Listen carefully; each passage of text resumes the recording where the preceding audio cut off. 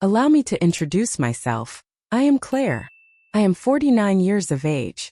Throughout much of my adult life, I have been recognized primarily as Professor Langley's wife. That's merely an observation, not a grievance. My husband, Peter Langley, is a literature professor at the university. He possesses a remarkable intellect and an air of calm, effortlessly weaving Yeats into everyday dialogue, while still favoring the elegance of a fountain pen for his writing. He is held in high regard by the students. He commands the respect of his colleagues. And I slipped quietly into the shadows of his lectures long ago. We once engaged in conversations about literature, concerning aspirations, on the ways we could transform the world through the power of our thoughts and expressions. Yet, that feels like an eternity past. Before the faculty dinner settled into a familiar rhythm, before his sabbaticals transformed into serene, self-indulgent retreats, before our marriage started to resemble a story with an ending already penned, though neither of us possessed the courage to turn the last page. I was employed in the development office of the university, identical grounds yet a universe apart. I would acknowledge students who greeted me with a courteous wave, unaware of my identity. With the exception of the select few who would grace our home for dinner, Peter's cherished students. Radiant, eloquent, driven. All eyes were fixed on Peter, as if he possessed the very keys to their deepest aspirations. Yet one among them gazed at me in a way that felt distinct. He was known as Julian Rivera, 23, senior on the brink of graduation, lofty, adorned with dark curls that perpetually appeared to be a mere breeze away from disorder. His voice was smooth yet rough, reminiscent of honey drizzled over stones, and his eyes didn't merely look, they scrutinized with intent. He held the esteemed position of being Peter's favorite student. He created an atmosphere where I felt as though I was the sole focus of attention in that space. It was during one of our department dinners that I first became aware of it. As I meticulously arranged the wine glasses, I took a moment to check on the roast simmering in the oven. Peter sat in the study, diligently revising his lecture notes as he often did. Julian showed up ahead of time, assisted in bringing in the drinks, engaged in light conversation with me in the kitchen. I recall him leaning against the counter, his gaze unwavering as it met mine, and he remarked, "I often ponder what sort of individual finds themselves with someone like Professor Langley." A chuckle escaped me. "Are you suggesting dull and studious?" "No," he replied, his gaze unwavering. "I mean someone capable of matching his profoundness." A moment of silence lingered in the air. Not unsuitable, yet electrified. The remainder of the evening unfolded in a haze of scholarly discussions, the gentle clinking of wine glasses, and the soft echoes of piano jazz in the background. Yet each time I moved past Julian to refill a glass or deliver dessert, I sensed his gaze, gentle, inquisitive, and lingering just a heartbeat longer than necessary. I attempted to dismiss it casually. He was merely exercising common courtesy. Delightful. Perceptive. Yet, in the stillness of that night, as I scrubbed the dishes long after the guests had departed, a smile crept onto my face for no apparent reason. For the first time in years, I sensed that I was a woman who had captured someone's attention. Peter entered the kitchen, placing a kiss on my cheek without a glance. "Dinner was fine," he muttered, his attention drifting as he thumbed through the pages of a book. I remained silent. I found myself preoccupied with thoughts of whether Julian would return, and what it signified that I held on to the hope he would. Julian started to visit with increasing regularity. Peter mentioned that it was intended for guidance. Julian was in the process of applying to graduate schools, requiring recommendation letters and seeking feedback on his essays. I accepted it without a word on the surface. Yet I observed certain details. Just as Julian consistently made his entrance a tad ahead of schedule, he would bring pastries or coffee, leaving one for me, even when I was merely passing through the room. On a Thursday afternoon, I found myself lingering in the kitchen, savoring the moment a bit longer than I typically would. In the study, they engaged in a conversation about Nabokov or Borges, or perhaps something just as intellectually stimulating. I found myself feigning the act of cleaning a counter that was already spotless, and I listened as he spoke. "There's something unique about her, wouldn't you agree?" A moment of silence lingered in the air. "Who?" Peter inquired. Julian responded, "Your wife." Peter let out a soft chuckle, the kind that was both precise and tinged with intellect. I suppose Claire has consistently embodied elegance. He then continued on his way, returning to the framework of the narrative, returning to the art of storytelling. Yet I found myself momentarily breathless, for that was not the echo of reverence. It was a chasm of separation, and I came to a profound realization I had long evaded. Peter no longer saw me. It had been quite some time since he last did. Yet Julian did.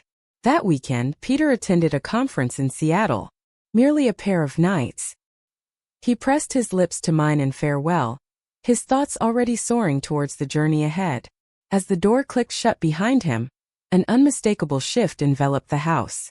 More serene, yet brimming with vitality. On a Saturday morning, I found myself in the backyard garden. I donned a sundress, a gentle blue cotton fabric, featuring a low back and cinched at the waist. Exclusively for oneself. Merely for the gentle wind. Exclusively for my enjoyment. Or perhaps, a fragment of my being yearned for someone to notice. At the stroke of noon, the doorbell chimed. Julian. Clutching a humble brown paper bag. I brought the cheese pastries you enjoy. I blinked. How did you? You brought them up once. Couple of weeks back. He recalled. We gathered around the patio table. A warm cup of coffee. Delicacies. Casual banter to start things off. Yet it changed in an instant. He posed inquiries that Peter had long since abandoned. The music that captured my interest. Though I still penned verses, I did so in silence, keeping it a secret for years. If I were happy, the final question lingered, suspended in the atmosphere. My gaze fell upon him, truly examined. His jaw clenched, his fingers gently wrapped around the warm coffee mug. I replied, on certain days. He inclined his head with deliberation. Then his voice, now a gentle whisper. Sometimes I believe that individuals like you are destined to be witnessed by someone capable of bearing the depth of your presence. My heart faltered, as if it had not braced itself for such raw candor. I hadn't fully grasped how much I needed to hear those words. I turned my gaze aside. In that moment I sensed it. His eyes held a captivating intensity, not assertive, free from desire, yet filled with awe. I felt as though I was a masterpiece. He observed me in silence, hesitant to raise his voice and disrupt the fragile atmosphere. I rose to my feet, not to bring it to a close. Yet it was the necessity of breath that compelled me. He trailed behind, maintaining a careful distance. It was sufficient to heighten my consciousness of the distance that lay between us. I glanced back at him. The sunlight filtered through the foliage, creating a mosaic of warmth upon his features. Our gazes intertwined. Silence reigned supreme. Yet I sensed it, that if I allowed him, he would caress me as though I were a cherished secret, too precious to hurry. Yet I remained still. Nor did he. He departed shortly thereafter. Expressed gratitude. Wished me to savor the remainder of my day. I observed him as he strolled down the driveway, his hand brushing against the hedge's top, as if seeking something to ground him. As he rounded the bend, I let out a breath I didn't realize I was holding. I had transcended the role of merely being Peter Langley's wife. I was known as Claire. Noted. Yearned for. Recalled. And the way Julian gazed at me, I sensed that he still had more to say. I wasn't either. Peter returned home on Sunday evening. He let his suitcase fall to the floor in the hallway, grazed my cheek with a familiar kiss, inquired about our dinner choices. He failed to inquire about my weekend. I didn't inquire about whether I missed him. I failed to perceive the altered stillness that enveloped the house. Yet Julian would have. Perhaps that was the deepest wound of all. I convinced myself that this was the final chapter. What transpired on the patio, the glance, the intensity shared between us, was merely a fleeting spark, a gentle thrum, an exquisite foolish blunder. Yet it was not. He returned on Tuesday. Peter found himself seated in a meeting. Julian rapped on the door, a towering stack of books cradled in his arms. I neglected to bring these back, he remarked. I thought it served as a reasonable justification. I ought to have asked him to go. Instead, I pushed the door open wider. We chose not to visit the study. We lingered in the kitchen. I prepared a fragrant cup of tea. He positioned himself opposite me at the counter. I reassured myself that it was merely tea, merely returning some books. Yet, the quiet that lingered between us spoke volumes. Our hands converged on the spoon simultaneously. His fingers grazed against mine. It was no mere coincidence.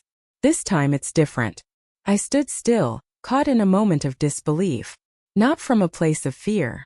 Yet, there was a moment when something within me crumbled. As if a barrier that had withstood the test of time finally gave way. He remained close. I didn't. Either. Our hands lingered, fingers brushing softly, gazes entwined. He gazed at me as a man gazes at the one desire he has sworn to resist, yet yearns for all the same. Perhaps I ought to have taken a step back. Perhaps I ought to have brushed it aside with a chuckle. Yet I refrained. Because I was weary of remaining unacknowledged. Invisible. He advanced a step nearer. A decisive move that conveys a clear message. Hesitate now and I will be aware of it. I remained still. His hand extended toward mine once more deliberately this time. His thumb glided softly along the delicate skin of my wrist. And I swear to the heavens my knees nearly buckled beneath me. That delicate caress, soft, quivering, respectful, was more than mere flesh meeting flesh. It encompassed all that I had longed for. Each unspoken word from Peter. Each look he failed to bestow. Each pain I had concealed under the weight of years filled with obligation, monotony, and quietude. I gazed up at Julian. His gaze was already fixed upon me. There was no smile. There was a subtle, poignant look in his eyes, as if he grappled with the uncertainty of whether he was leading me to ruin or to salvation. Perhaps a combination of the two. I ought to take my leave, he remarked. Yet he remained still. I didn't either. The clock's ticking resonated with an almost exaggerated intensity. The tea lost its warmth. The volumes remained piled upon the table. We remained there, his thumb gently grazing my wrist, my heart racing in areas I believed had long since lost feeling. At last I murmured, "Julian." He tilted his head slightly, a soft gesture of disbelief. There's no need for words. Yet we remained steadfast, bound together by a singular point of contact. Through all the unspoken words between us. He departed just a few minutes afterward. Yet, just before stepping out, they paused at the threshold and remarked, "I look forward to our next encounter. Claire." Certainly not Mrs. Langley. Claire. Only I. As the door clicked shut behind him, a sense of guilt did not wash over me. A surge of vitality coursed through me. In a sense, it posed an even greater threat. That weekend, Peter found himself attending yet another conference. Chicago once again. From Friday to Sunday. He hardly lifted his gaze from the screen of his laptop while he packed. With practiced hands, I folded his shirts just as he preferred and carefully placed them in his suitcase. "Don't wait up," he murmured, pressing a gentle kiss to the crown of my head, avoiding the gaze of my eyes. "I will feel utterly drained upon my arrival." I smiled as I always had. He shut the door firmly behind him. After that, I lingered in the stillness for what felt like an eternity. Absence of thought. Simply experiencing. A few hours later, Julian sent a text. "Is solitude your companion this evening?" I held off on responding immediately. I strolled over to the window. The sky was dissolving into a rich, velvety blue. The sort that imbues the world with a sense of languor and latent peril. I composed my thoughts in written form. Indeed. Silence lingered in the air. Yet, just 20 minutes later he rapped on the door. I unsealed it with unwavering resolve. He remained silent. I didn't either. A new kind of silence enveloped us now. One that sought not for approval, merely for existence. He strode in as if he were meant to be there. As if the very atmosphere had been molded to accommodate his presence. I filled a glass with wine. He shed his jacket, pushing up his sleeves with determination. And for a fleeting moment we simply stood in the kitchen, facing one another, like two souls on the brink of an act that both understood would lead to their undoing. Yet it's impossible to resist. "I don't want to be a regret for you," he murmured softly. I advanced, taking a single step forward. "I've grown weary of existing as if I am invisible." And that was the end of it. He traversed the space that lay between us not in haste, but with a sense of honor. His hands enveloped my face with a gentle warmth. Our foreheads touched gently, a soft connection between us. Time seemed to stretch unhurried and calm. Merely gravity and pain, and this overwhelming softness that I hadn't experienced in years. His kiss was not one of possession. It was meticulous. It was as if he comprehended every shattered piece of my being, yearning to revive each one with a gentle kiss. We refrained from entering the bedroom. We lingered in the living room, on the couch that had borne witness to countless solitary evenings. Garments slipped away gradually, like chapters in a novel we hesitated to unfold. His body quivered against mine, not out of fear, but from the weight of holding back. From a place of deep respect, I allowed him to catch a glimpse of me, every part of me. Each line tells a story. Each mark tells a story. Every facet of a woman who had lingered too long in the obscurity of another's presence. And he revered me as if I were an epiphany. In the aftermath, we found ourselves entwined in a quiet embrace. My head rests gently upon his chest. His fingers glided in gentle circles across my back. There were no commitments given. There are no envisioned possibilities ahead. Yet, within that silence, there lay a profound sanctity. It's more than mere desire. Not even affection. Yet acknowledgement. I have no idea what this is, I murmured. He inclined his head in agreement. I don't either. Yet, we were both aware that this was not the end. For when another gazes upon you in that way, not merely desiring you but truly perceiving you, one cannot simply act as though it never occurred. Rest eludes you and slumber slips away. Spring arrived in a swift embrace. And thus the conclusion of the semester arrives. Julian handed in his final thesis the week following that night. Peter lauded it. He remarked that it was among the most exceptional pieces of writing he had ever overseen. In the faculty lounge they exchanged a firm handshake. Peter radiated with pride. Julian hushed. Serene. Not a single glance was cast in my direction. Not at the dinner we held to commemorate the occasion. Not amidst the laughter and the cheerful clinking of glasses in our living room. He maintained his separation. And I grasped the essence. For once you step over such a boundary, it becomes a part of you eternally. Yet, you choose to keep it understated. You protect it, as if marked by a divine touch. A week later, he departed from the town. Secured a fellowship in New York. Peter felt a swell of pride naturally. A smile crept across my face as he shared the news. Expressed everything perfectly. Yet, in the solitude that enveloped me once more, within the quiet of that all-too-familiar kitchen, I finally permitted myself to mourn. Not for the sake of a relationship's demise, yet for that part of me that had stirred to life, and found themselves devoid of a mirror. Julian left without a word of farewell, not through language. Yet, I discovered something hidden within one of the volumes he had returned. A scrawled message, just a fragment of thought. You have reminded me that some beauty endures. Some simply overlook that it's permitted to radiate. There is no signature. No adjustments required.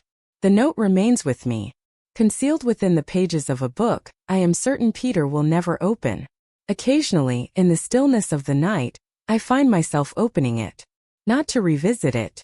Yet, to recall that for a fleeting and quivering moment, I was not unseen. I was observed. Yearned for. Caressed as if I were still composed of flames. Peter continues to impart knowledge. Continues to recite Shakespeare during dinner conversations. He still kisses my cheek as if it's just another item to tick off his list. And I continue to fold his shirts. Continue to embody the character. Yet a shift has occurred. Not at first glance. Within. A subtle rebellion. A recollection resonating within me. Julian is gone from my life forever. Perhaps that's for the best. Yet on certain nights when the wind sweeps through the garden with a wild fervor, or I glimpse the fleeting glint of those deep, contemplative eyes in a stranger passing by, I sense it once more. The intensity of that heat. The pain lingers. Such an unattainable softness. Some individuals drift through your existence like the changing seasons. Yet there are those who, they resonate within you endlessly. Regardless of the duration of the silence, the memory of their embrace lingers. etched in your mind forever.